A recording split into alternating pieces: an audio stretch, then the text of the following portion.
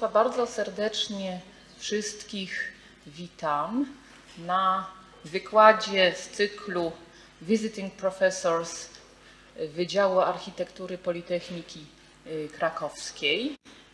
Dzisiaj gościmy, no już nie po raz pierwszy, bo również w tamtym roku mieliśmy zaszczyt gościć u siebie pana profesora Wladimira Slapetę, znakomitego architekta, historyka architektury, pedagoga, który pracuje obecnie w Brnie. Był również... Nie pracuje. Już nie pracuje. Nigdy sam nie pracował. To tak jak mniej więcej ja mówię. Tak. Także uczy. Wszyscy. My nie pracujemy, my się bawimy i jesteśmy... Crazy troszkę. Jesteśmy pasjonatami architektury. Pan profesor uczył nie tylko w Brnie, w Pradze, ale też wizytował w Berlinie szkoły.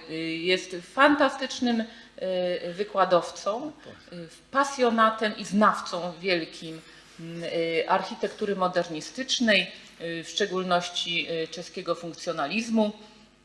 Pan profesor jest laureatem szeregu nagród. Dowiedziałam się właśnie, że 6 lipca odbierze bardzo zaszczytną europejską nagrodę Jiang Shu-mi, przyznawaną przez Europejską Unię Architektów UJA w Kopenhadze. Także serdecznie gratulujemy i cieszymy się bardzo. Dziękuję za zaproszenie, but I think I will switch to English now. When I have lectures on Czech pre-war architecture, I'm usually coming to the conclusion that for me are three names quite important in that time. Three architects, all three have been students of Jan Kotěra. The first one was Kamil Roškot, who played a role as a philosopher, as a Plato of Czech architecture. The second one was Jaromír Krejcar, who had a nickname Enfant Terrible, who married, for instance, he married 3 times, but the second wife was Milena, the lady who was address of letters of Franz Kafka.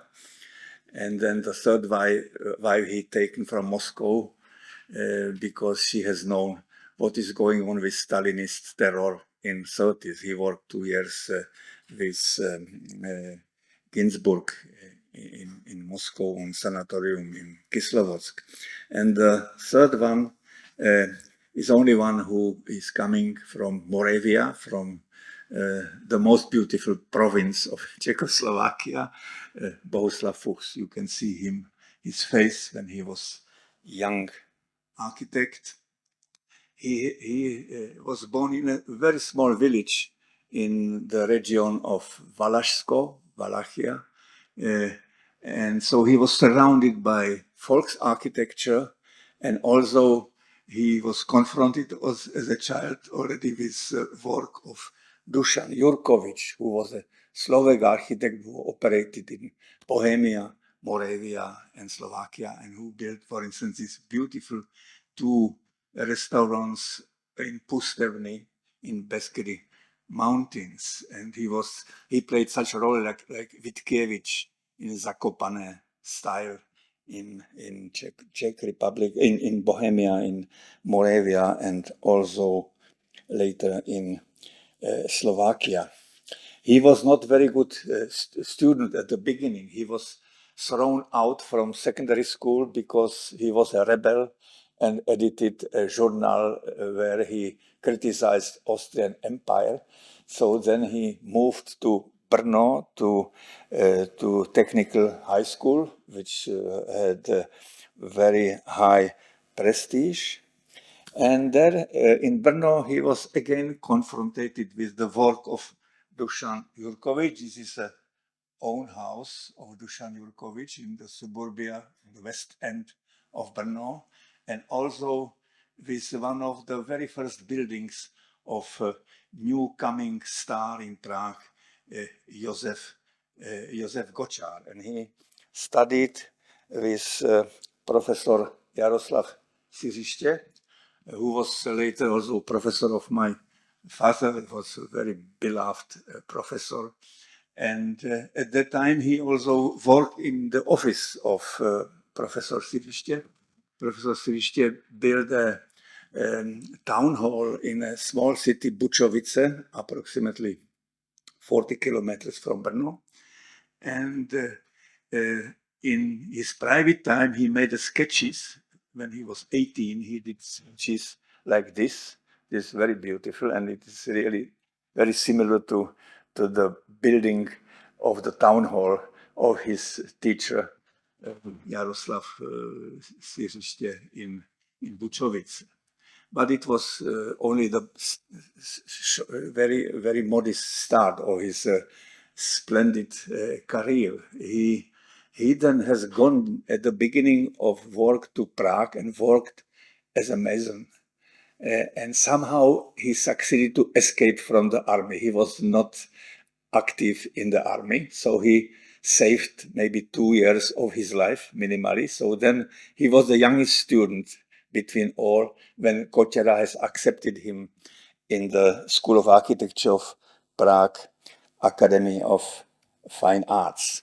The School of Architecture of the Academy was a very familiar, very intimate school.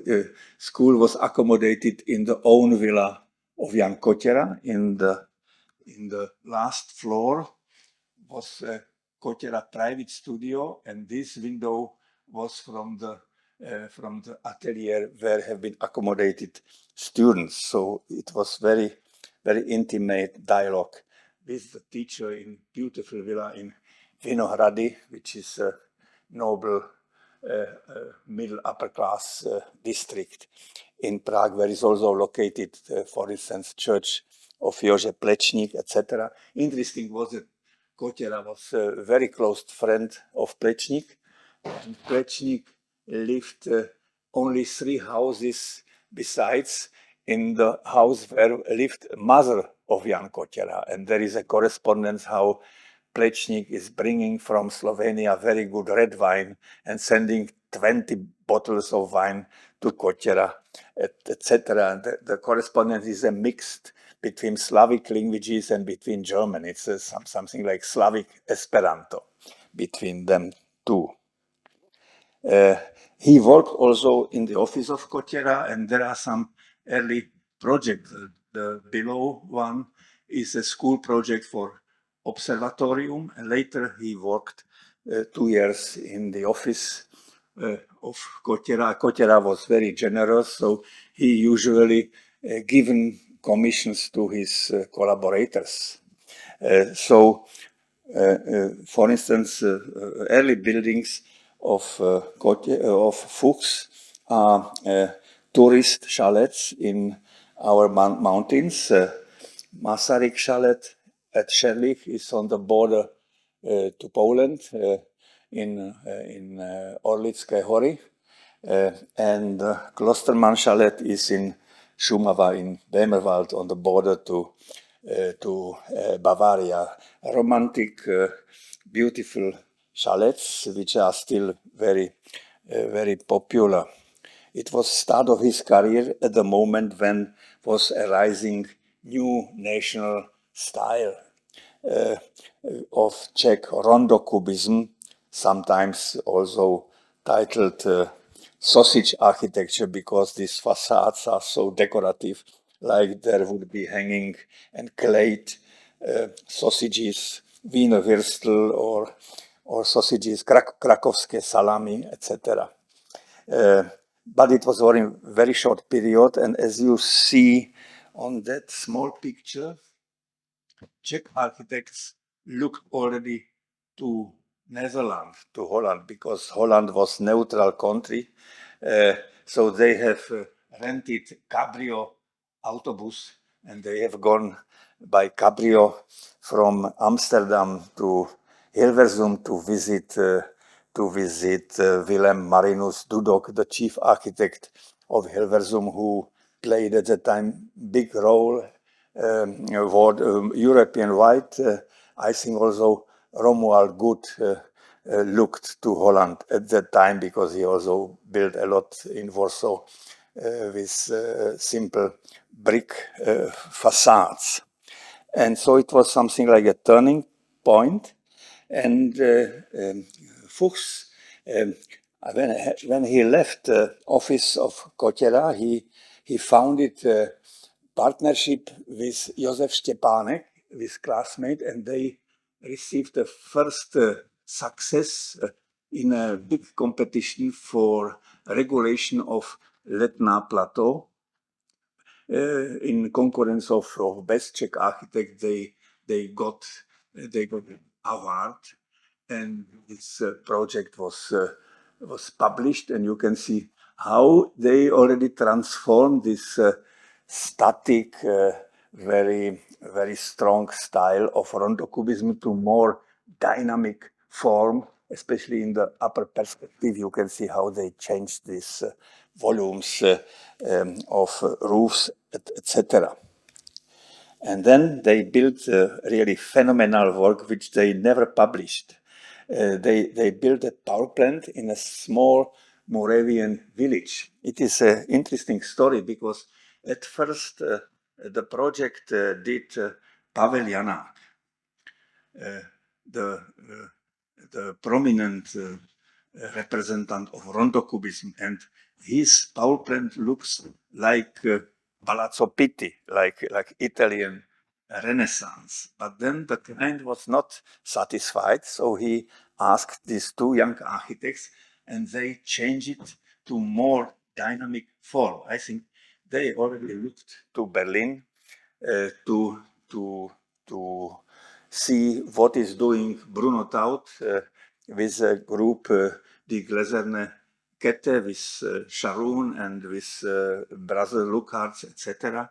And also, of course, in Prague was known sketch of the Einstein Tower in Potsdam, which was at that time built by Erich Mendelssohn. And I think this tendency was reflected in the new project for the power plant. And they built it, but because this period of plastical architecture was very soon replaced by brick architecture from Netherlands, they have never published it. I was the first who published this building at first in the year 1972. But when I had once a lecture in Vienna, I used it for the poster, and it was big discovery for Viennese because nobody has such beautiful building look like it looks today. Maybe we can do it by this way. And then Fuchs sometimes worked together with Josef Štěpánek, sometimes alone, and he built a first villa for Czech poet Jakub Deml. Jakub Deml was a poet who was, his normal profession was a Catholic priest, but he had some troubles with Catholic hierarchy. This is usual for poets. They have troubles with all hierarchies, but he lets build a villa by young Bohuslav Fuchs, and then Fuchs got a success in the competition for the regulation of central part of the city of Prostějov, and he won first prize in a competition for theater in Ostrava. And in Prostějov, there was in jury Brno chief architect Jindřich Kumpost, and he asked Fuchs to join him to Brno, and it was a decisive moment of his career because he accepted. Meanwhile, he built also social housing in the same small village where lived the priest, the Catholic poet, and then he moved to Brno.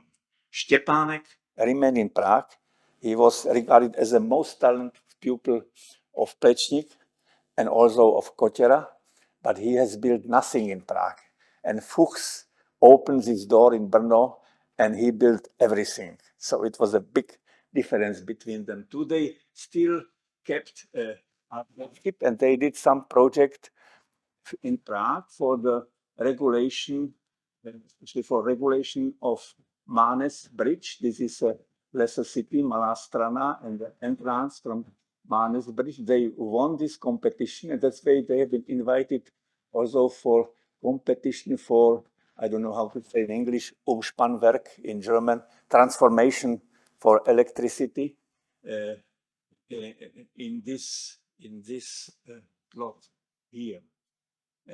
But finally, the city of Prague decided to build very conservative building, and this beautiful project remained on paper. It was the last common project of Fuchs and Štěpánek. And Fuchs came in at 1st of March 1923 to Brno and became very soon a leading personality there. Not only as a manager of urban planning in Brno, but also as a private architect. He has taken part in competition for the country office, country house in the center of Brno just after his arrival to Brno. And this project was immediately published in the Dutch journal Wendingen. So it was his first touch to international press. He also looked to Vienna, because in Vienna was professor of Kunstgewerbeschule Heinrich Tessenov from Berlin, and his very modest Protestant way of thinking was very impressive, not only for Fuchs. So he built some small housing estates in suburbia of Brno, and also some, I would say, houses for middle class in better West End districts of Brno just after his arrival. And then in summer 1923, he was a delegate of the city of Brno for the Congress of International Federation of Housing and Town Planning in Gothenburg, in Göteborg, in Sweden, where he met Willem Marinus Dudok.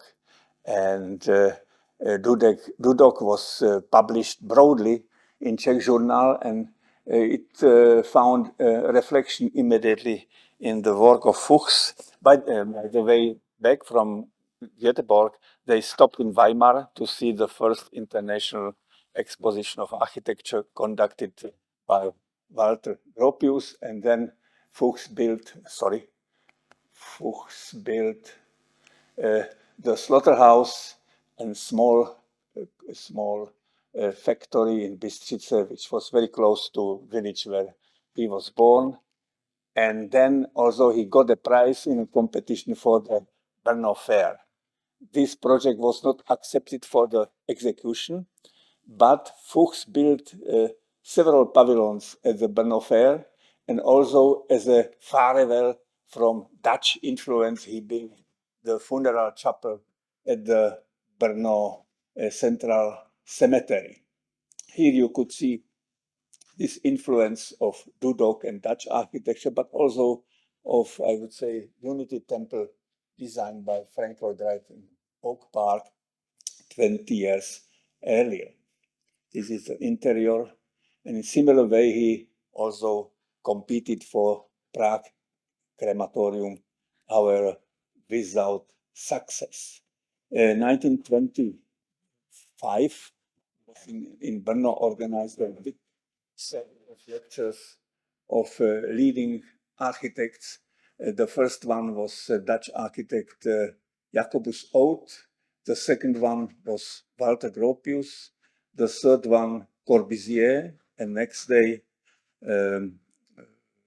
Amédée Ozanfan. And the last one was Adolf Loos. And it changed the whole architectural debate in Prague and also in Brno, because these lectures have been delivered one day in Prague and next day always in Brno. And I know from letters that Fuchs was very impressed by work of Oud, who also got some commissions in Brno, and they started Brno also to publish journal Bytová kultura, parallel in two languages, Czech edition Bytová kultura and German edition Die Wohnungskultur, where have been published works of these stars of European architectural stage. And Fuchs was immediately impressed by the work of Oud when he designed the Zeman Café, which was really something like a consequence of the style movement in Rotterdam, where Oud played a leading role as the first white building in the half of 20s. This is not anymore original, because the building was demolished when in Brno was built a theater in the turn of 50s and 60s.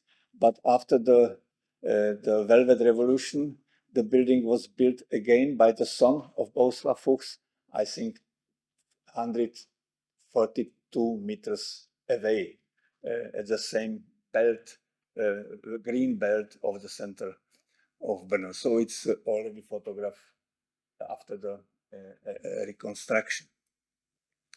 And then he's also started to operate in wider region in Moravia.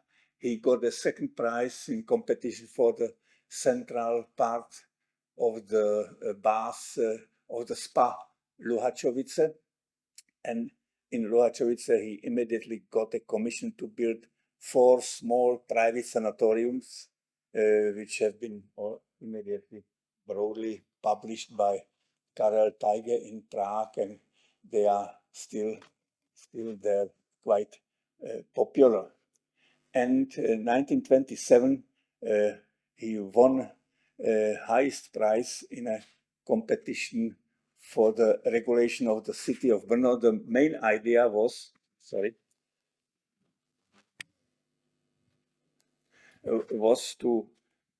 to compose a big boulevard around the center. And the second important moment of this project was to move the rail station, because nowadays the rail station of Brno is here, and he proposed to move this station, I think, 600 meters away. This is a debate until now, and just now is start of the moving the station and to build a new center of Brno in this space between the old station and between the new station, which will be located approximately here. The Dutch architectural team won the first prize in a competition last year. As a result of competition for the Brno Fair, Fuchs built there several pavilions, like a pavilion for the city of Brno, quite beautiful red cube, and he also regulated this front of the area. The second pavilion built his classmate as a pavilion of the country Moravia, and here was the third pavilion of the city of Prague, which was demolished. You know, Brno doesn't like Prague. I think you have not such situation, but Brno is regarded as the biggest village, and they don't like Prague. So this is, of course, the old problem. But at the moment, we have completely government from Brno. The Premier Minister is from Brno, and many ministers are from Brno. So I think then will come again revanche, and the next government will be from Prague. This is the demolished pavilion of the city of Prague, which was built only in wood as a provisional pavilion by a very close friend of Fuchs, Kamil Roškot, who was architect from Prague. And that's why the son of Bohuslav Fuchs got the name Kamil. The son of Fuchs was Kamil Fuchs. Again, the pavilion with a beautiful spiral stairway, which impressed Philip Johnson. Philip Johnson visited Brno several times, and then he used photographs of this pavilion at the first exposition of modern movement, international style, at the Museum of Modern Art, MoMA, in New York, 1932. Again, the detail of the entrance and the terrace, and the detail of the spiral stairway. And he built several other pavilions which have been demolished. Meanwhile, on the right side of the picture, you can see these 3 pavilions and the ticket office for the tram to the Brno Fair. And then he initiated to build the first Czech Werkbundsiedlung in Brno with several other architects. So you can see here the whole Brno mafia on the picture. In the center with the duck is Ernst Wiesner. This is Bohuslav Fuchs. This is Jiří Kroha. And this is the professor Siřiště, who was the first teacher of Bohuslav Fuchs. Fuchs built a triple house, which was very beautiful and still existing. And then, in occasion of the opening of Brno Fair, there have been also built some private hotels for the guests.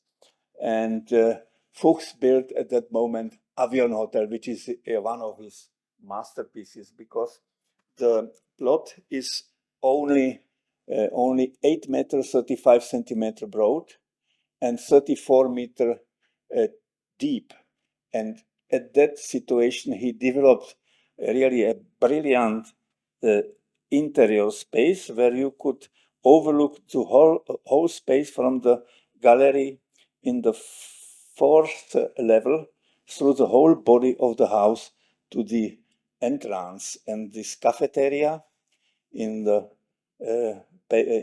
Piano Nobile hosted very often the redaction of the cultural journal Index, which was a quite influential cultural journal for the whole Czechoslovakia, conducted by by Václavek and with Jiří Mahen and philosopher Fischer, and of course Bohuslav Fuchs.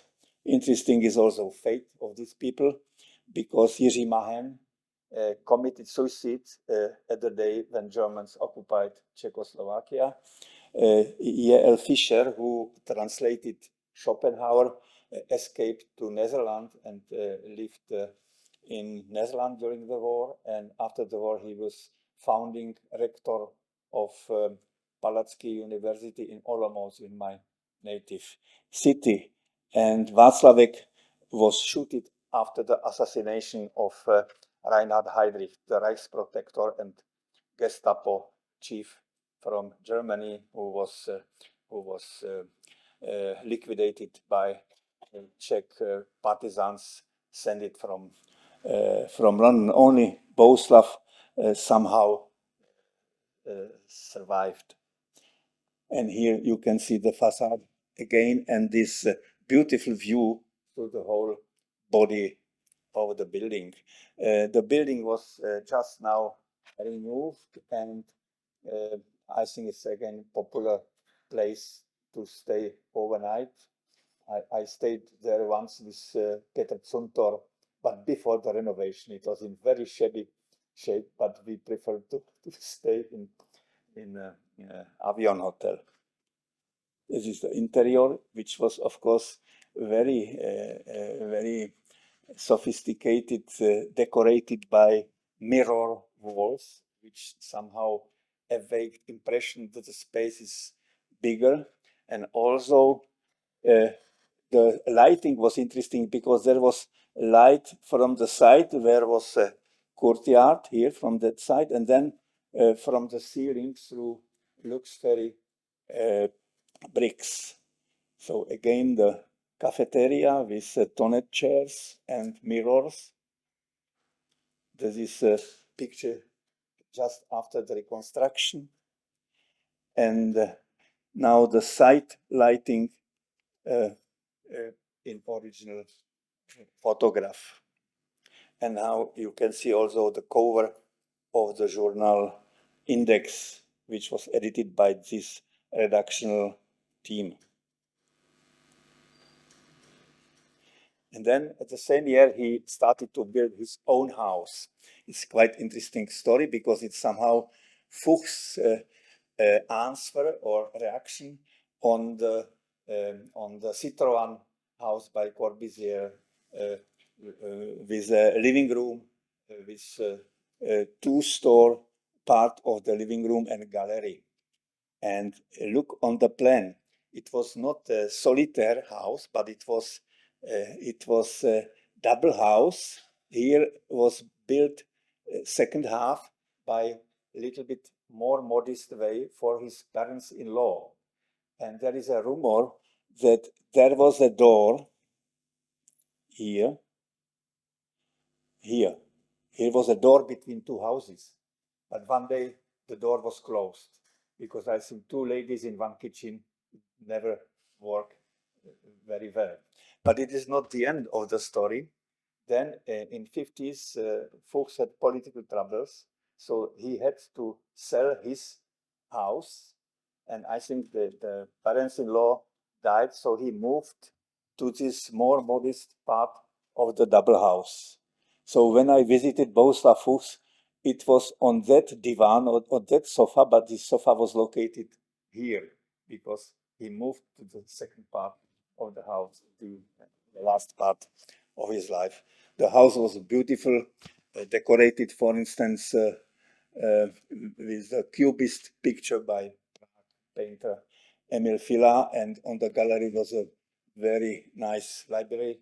I am proud that Fuchs gave me two interesting books from his library. Pardon? Ulice Zabranského. It is a corner Tumova at Zabranské. When he lived in his part, the address was Zabranského and later Tumova. So you see now the gallery with the library. And interesting was also kitchen, which was completely built in. And it was also interesting story because this kitchen was at first shown at the exhibition Civilized Lady, which had this beautiful poster by Zdeněk Grossman. Later, I think the Czech film director Jiří Menzel used this story because he did a film about the lady who was the wife of a director of brewery. And she is very beautiful, Slovak actor Vašáriová, who was later ambassador in Warsaw. And she is going on bicycle with these long hairs to the friseur, and she commanded him, cut it. He cutted it, and the friseur started to cry. So this is part of Czech film as a reflection on that poster 40 years later from the beginning of 70s.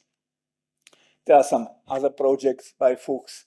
What was his specialty was a solution of plans with very complicated ways. And it is what Magdalena told you during consultation of projects. The crucial moment of each building is a staircase. See here how Fuchs could find a solution, for instance, for a cinema, and cafeteria. Very beautiful. Unfortunately, this cinema in Lipnik was not built. He built several swimming facilities in Brno, the orphanage in Brno, And he also did a lot of experiment with standardized and prefabricated buildings, as you see here. And then he built also a lot of schools. The masterpiece of the schools is School for Women Professions in Brno. This is a school, and there in the backside is a dormitory, which has this grid of loggias. And this motif inspired Giuseppe Terrani when Giuseppe Terrani, 3 years later, designed his Casa del Pascio in Como. I could confirm it because I had once possibility to study files from the archive of Terrani, and there was found an extract of the German newspaper Frankfurter Allgemeine Zeitung with a photograph of the dormitory in Brno, and the same motif is then used and developed to the next step by Terrani. So this is the moment when Fuchs was not inspired from Netherlands or from Corbusier. In that moment, Fuchs inspired somebody who played an important role in Italian and European architecture debate. He built also Masaryk dormitory, quite beautiful building, which is still used as a dormitory nowadays, as a dormitory of Brno Conservatory. So the house is full of music, which is, I think, the right function. And this is the building now. And as I mentioned, he built 3 swimming facilities in Brno. This is the biggest one in Zábrdovice district, all in the very short time between 1928 to 1931. Quite beautiful. So let's go on. And just in the year 1930, he published his first monograph with a beautiful black cover designed by Zdeněk Rossmann, the same artist who designed this poster with cutted hair. Zdeněk Rossmann spent 1.5 years at the Bauhaus in Dessau, and then he was graphic designer of leading Czech architecture journal Stavitel, and he did this beautiful cover for the book, which was printed in Switzerland.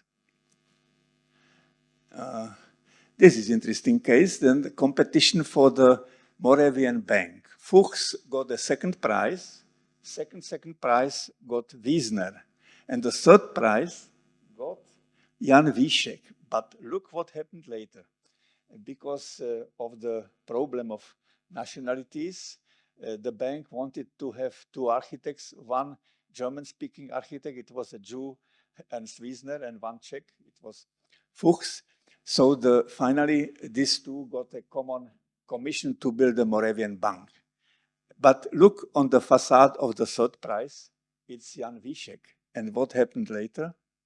This is a perspective of Wiesner, and this is the result. So it's more connected with the project of Wiesek as of previous idea of Bohuslav Fuchs. But it was a very interesting building, immediately published international, especially in the journal Bauwelt in Berlin, with a very generous passage, which has gone to the Dominican Square in the back.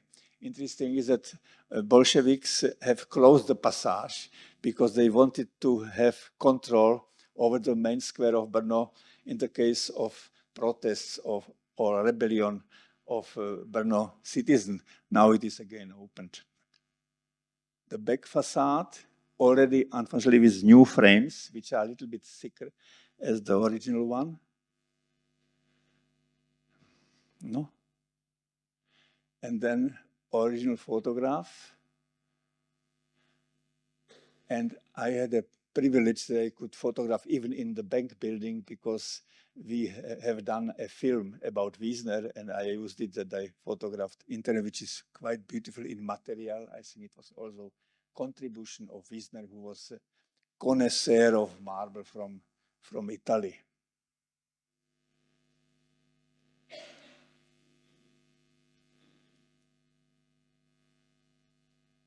Quite beautiful building until now. Old photographs and the ceiling now.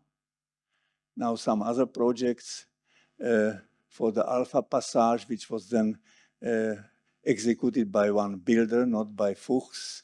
And he also participated on the project for Baba Werkbund Estate in Prague. He designed a double house, which was not executed because he couldn't find a proper client.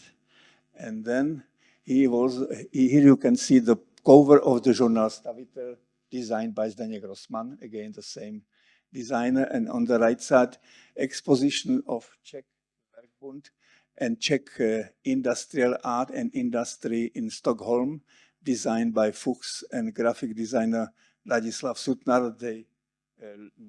They used also a model of one aeroplane inside of the exhibition hall. And this exhibition then was shown also in Strasbourg, in Basel, and in Oslo.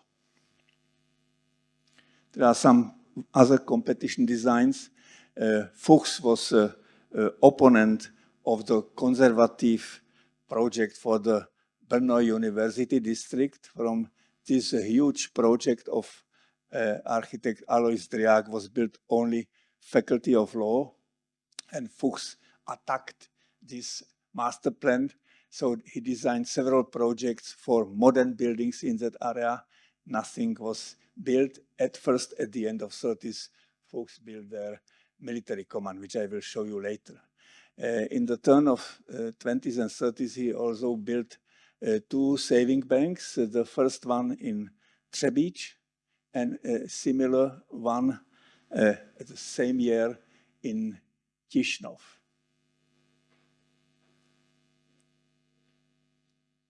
So you see that this was a huge production of Bohuslav Fuchs, which is compatible only, I think, with Alvar Aalto, who was a leading architect in Finland at the time.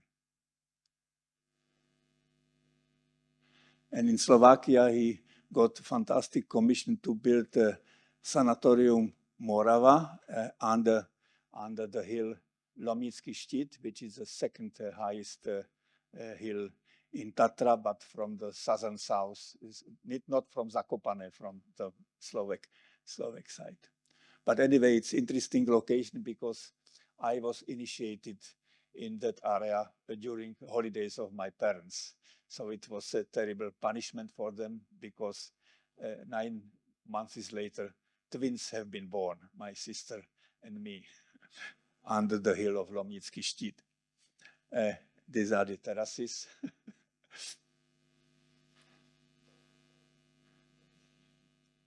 It's a beautiful diagonal position of bedrooms, as you see, and terraces connecting the restaurant with the terrain. Then again, competition for the second town hall in Brno, where Fuchs got twice highest prize, but nothing was built. And competition for the university city was again the highest prize, together with Jindřich Kumpost. But also this project during the time of crisis was not executed.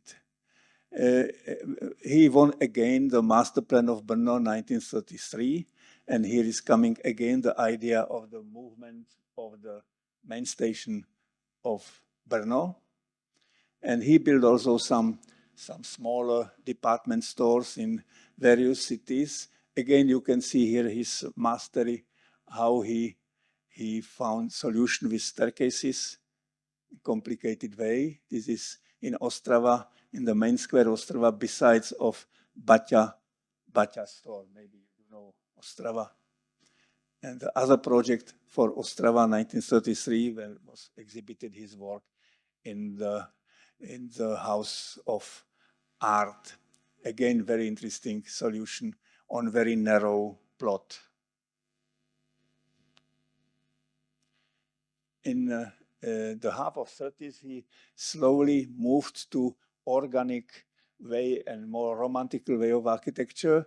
One example of it is interior of Café Museum, which doesn't exist anymore, with decoration by a Czech artist Kalab. I think he was inspired by Jean Arp. You can see very similar forms in the work of Jean Arc in Germany and France. And this is a very nice photo from Zlín with Gahura and Corbusier, when Corbusier came to be judge of the jury for small houses of the Baťa company. And in this photograph, you can see a lot of gurus of Czech architecture. Gahura, the chief architect of Zlín, Bohuslav Fuchs, Professor Šen from Zagreb, from Yugoslavia, Director Hoza, Director Čipera, who came from Lvov. He was born in Lvov, and he was general director of Baťa. This is Jan Baťa, Professor Siřiště, Corbusier, Dušan Jurkovič, and this last face is also interesting. This is grandfather of Václav Havel, who was one of directors of Baťa.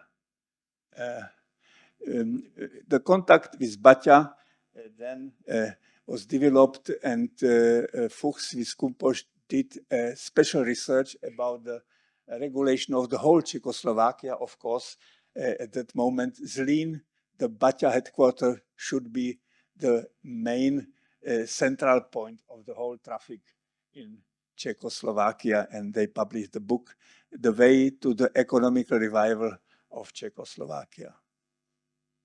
Some other projects from late 30s for the hospital in Jihlava, the gym in Jihlava, which was built, and some other projects for saving banks where Fuchs was beaten by younger colleagues. And then he built several housing projects, like a villa for a Jewish doctor, and for the main street in Bratislava, and finally he built a swimming possibility in Trenčanské Teplice. This is a competition for Brno Theatre, which was won then by Jan Víšek, but this is a project of Fuchs. I think this is an obvious reflection of the cinema universum by Erich Mendelssohn on Kurfürstendamm and Leninierplatz in West Berlin, in Charlottenburg. This villa doesn't exist anymore. I was guiding some people from BBC, and I had shown them the villa, and 3 months later the villa was demolished by a developer. But 2 other villas in this Navy style remained. In the west end of Brno, they have not been published so broadly, and they are very close together in the west end of Brno. The left one is in very good shape because it still remained in the hands of the same family, and the family has reconstructed the house very properly. Coincidentally, once I have shown the villa in lecture for first year, and then one student came to me and asked me if I would like to visit the villa, because it was a grandson from that villa. That's why I have good photographs.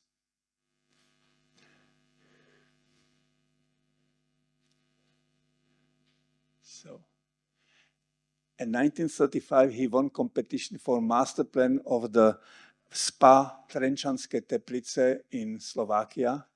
And then he built his second masterpiece. And before he built it, he was very much inspired by British urban planning in the city of Bath. He traveled to Bath and studied spa facilities in England and also in France. And inspired by these forms, he used them in some projects, especially here in this beautiful restaurant and cabins, which are located in the former quarry in Trenčanské Teplice. He competed for Czechoslovak pavilion in Paris.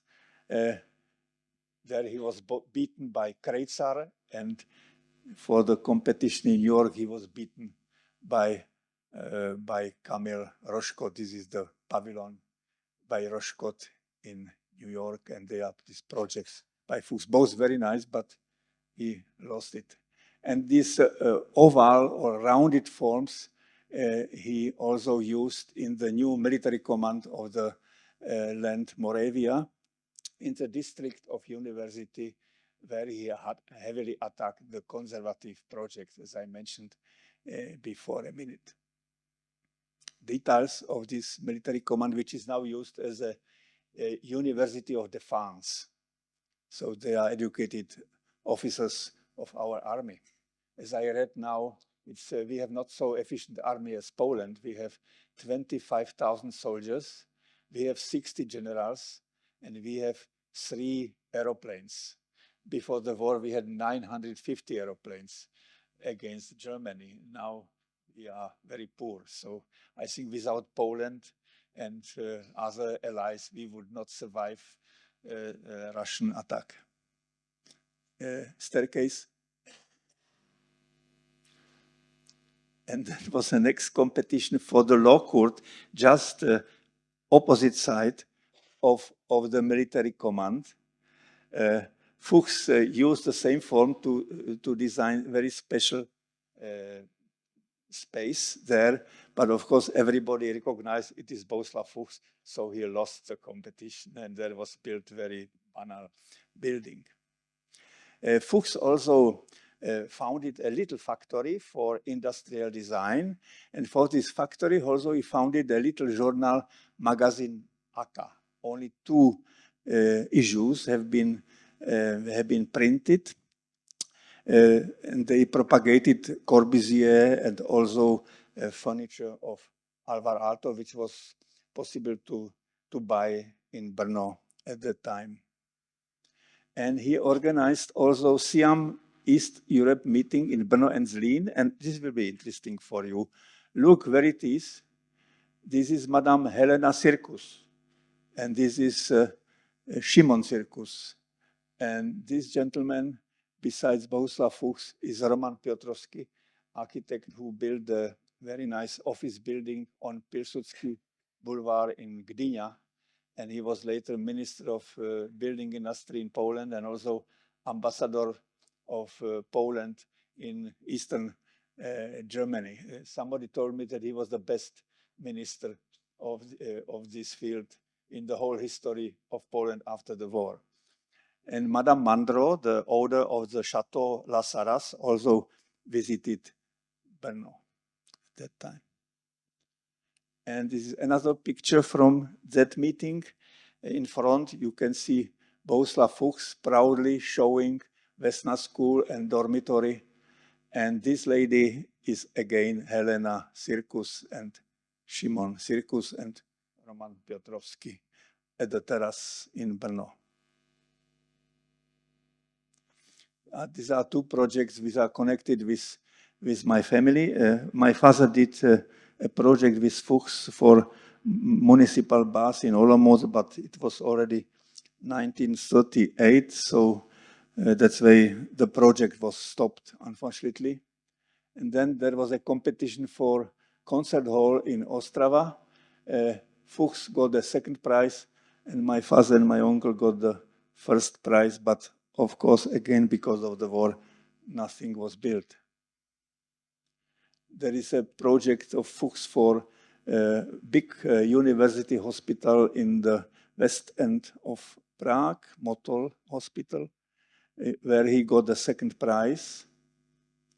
And the post office, besides the rail station, the post office had a very interesting construction. At first, the staircase. And I think I have not construction here. It is very nice steel construction, because there was already idea that they will really move the main station, and in that case they could move also demountable construction of the post office to the new location of the of the rail station. Nowadays, our post is bankrupted. Unfortunately, they sold the building, so the fate of the building is very uncertain. And then, with the same detailing of staircase, he built Alpa factory, pharmaceutical factory in the west end of Brno. Originally, it was proposed that they will be built two symmetrical buildings, but there was built only one part of it because the war started. The second competition for the town hall at the end of 30s, and then the catastrophe. Hitler is approaching the main square of Brno, and the whole era of First Republic ended in March 39, and then Hitler attacked at Westerplatte, Poland, and in Gliwice, the radio tower. During the war, Fuchs did a lot of master plans. Very interesting was a study of the main central position of the city of Zlín. It's interesting to compare with ideas. Sorry. No. Ideas of Gočár, Hruška, and Gaura, and Fuchs designed something completely else, a very long square, as you see here, connecting the area with Gaura School and the second X to the Baťa Memorial with the industrial plant of Baťa and high-rise building of the headquarters. Nothing was built, it was during the war. But he built for his little factory, little estate for workers, and also a little power plant in this time of the war, when he left this wide concept of functionalism and came again to this romantic concept, like at the beginning of the career, when he built these tourist chalets, which he built in mountains in Orlické hory and in Šumava. And that time he built also a hotel in Beskiden, again connected with me. I spent there the wedding night in this hotel.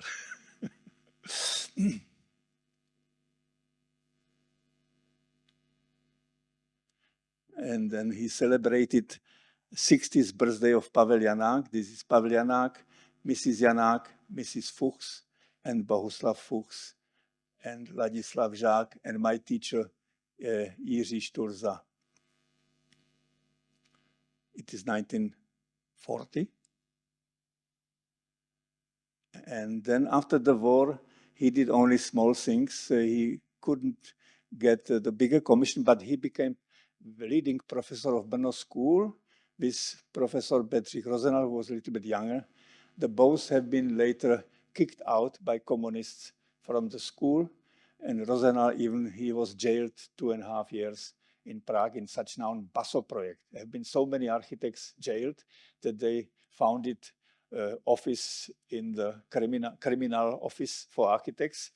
Paradoxically, they designed also a hotel for the upper class of Communist Party in Orlik Dam in South Bohemia. So it was not very happy time for Fuchs. He still worked on master plans in late 40s, and especially he attended Siam Congress in Bridgewater in England. Here is Bohuslav Fuchs, here is Jaromír Krejcar, and here is Hruška. Here are 7 Czech architects, most of them from Brno in Bridgewater. Helena Circus appeared at first in Bergamo, 1949, but I think she got a permission to travel to Bergamo only because she promised that she will propagate socialist realism. And she was then elected also to the board of executive committee of Siam. Here is also, of course, Le Corbusier and and Gideon, Corfan Esther, and Gropius is third. Gropius, here is Gropius. This is England, September 1947.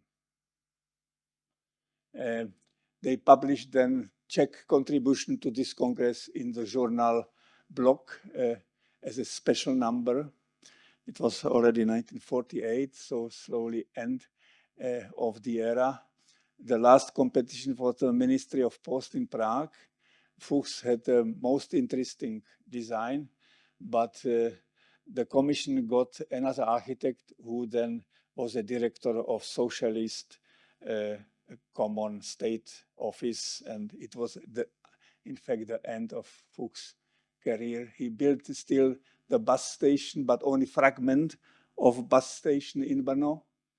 The original project had a quite interesting organic form of the terminal and then the perrons. And he also has taken part in a competition for Communist Party, but as you see, he has not done really Stalinist architecture. It's different as a real Stalinism, but it was not built. And here you can see the graduation ceremony at the Brno school. All these three architects have been kicked out shortly after. The Dean Kopřiva, Rozehnal had to go to jail, and Fuchs survived under condition. He also was verdicted, but he could stay at home under conditions 4 years.